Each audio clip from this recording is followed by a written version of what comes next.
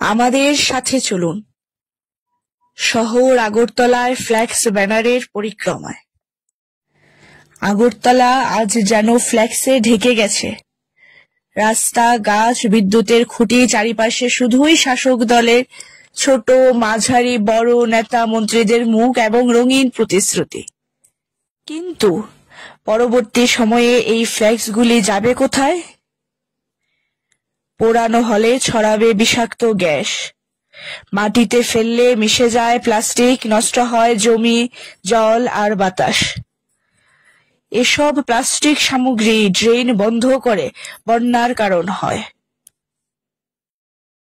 নেতা মন্ত্রীদের প্রচারের জেরে ক্ষতিগ্রস্ত হচ্ছে বর্তমান ও সংকটে আমাদের ভবিষ্যৎ। সত্যিকারের বিকাশ মানে পরিষ্কার শহর, নির্মল বাতাস। শণমুক্ত আগরতলা বানাতে সরকারকে হতে হবে আরো দায়িত্বশীল, না হলে আজকের ছাত্র যুবদের ভবিষ্যৎ হবে দূষণময়।